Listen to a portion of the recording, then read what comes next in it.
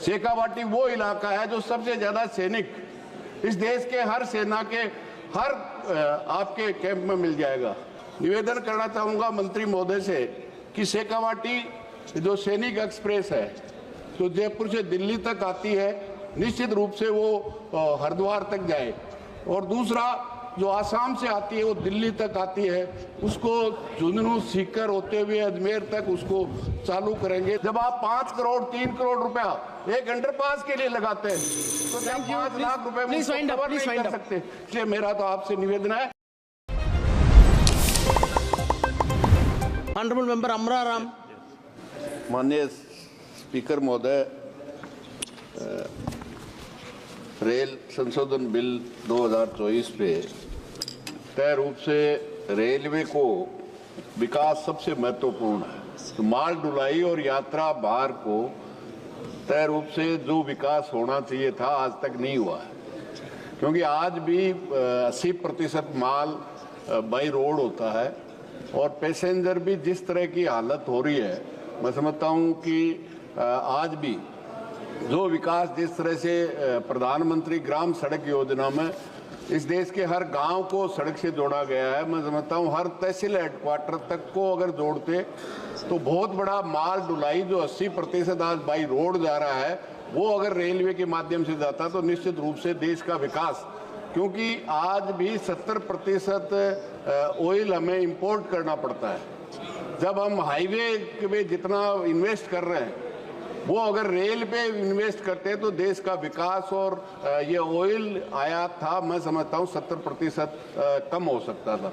निश्चित रूप से इस पे सबसे बड़ी आवश्यकता है, क्योंकि रेल अगर आपने ट्रैक बिछाया है तो मैं समझता हूँ उसको दोबारा मेंटेन करने में उतना खर्चा नहीं आता जितना अभी दिल्ली बॉम्बे एक्सप्रेस हाईवे बनाया है, और अभी 1 साल चालू ये नहीं हुआ और उसको मेंटेनेंस करना पड़ रहा है।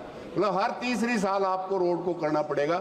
इसलिए जो विस्तार निश्चित रूप से जो रेल का विकास होना चाहिए था, जिसमें माल 80% हर तहसील हेडक्वार्टर तक पहुंच जाए और वहां से आम जनता तक पहुंचने का काम हो जाए। और यात्रियों को मैं समझता हूं देश की सरकार को पशु क्रूरता तो दिख रही है लेकिन मानव क्रूरता नहीं दिख रही। इस सदन में बहुत से सदस्यों ने छठ के वक्त, दीपावली के वक्त लोग किस तरह से साधारण डब्बों में टॉयलेट में खड़े होकर के लटक करके किस तरह से सफर करते हैं, आज भी आजादी के 75 साल बाद। मैं समझता हूं इससे ज्यादा अफसोसजनक बात नहीं हो सकती। अभी मंत्री जी सुबह कह रहे थे कि हमने इतने डब्बे जनरल डिब्बे लेके आए, आज भी 20 डब्बों में 2 डब्बे आगे और पीछे 2 जनरल डिब्बे हैं। आम आदमी जो 80% लोग हैं वो निश्चित रूप से उससे सफर करते हैं, क्योंकि उनको third AC, second AC, first AC की तो बात ही छोड़ दीजिए, उनमें वो जाने की स्थिति में नहीं है। लेकिन आज जो स्थिति है, निश्चित रूप से मेरा निवेदन है केवल बोर्ड को आप इसमें संशोधन ले आएंगे इससे नहीं, इच्छा शक्ति की जरूरत है। मैं समझता हूँ बिजली पे इलेक्ट्रीफाइड किया है। शेखावाटी वो इलाका है जो सबसे ज्यादा सैनिक इस देश के हर सेना के हर आपके कैंप में मिल जाएगा, हर अर्धसैनिक में मिल जाएगा, हर व्यापारी शेखावाटी का हो जाएगा। लेकिन सबके लास्ट में ब्रॉड गेज हुआ है।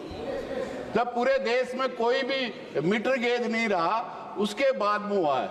निश्चित रूप से आप देखिए, एक तो आपका आपने express highway Bombay to Delhi बनाया और एक कॉरिडोर बनाया है जयपुर से लेके बॉम्बे तक।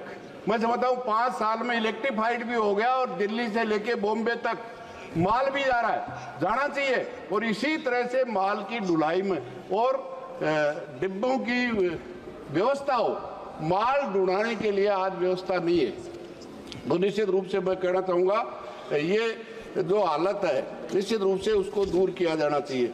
जहाँ तक कोरोना में जितने भी छूट थी, जो वृद्ध पर्सन थे उनको 30% छूट थी, जहां से आपने बुकिंग बंद कर दी, जहां ठहराव बंद कर दिया, मैं नहीं समझता कि आप कोरोना जाने के बाद आज फिर उनको लागू नहीं कर रहे हैं।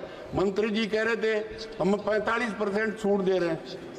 क्या उन वृद्ध लोगों को, विकलांगों को जो रेलवे में छूट मिलती थी आज कोरोना समाप्त होने के बाद में भी आज नहीं मिल रही, तो निश्चित रूप से उनको वापस रिस्टोर करने की आवश्यकता है।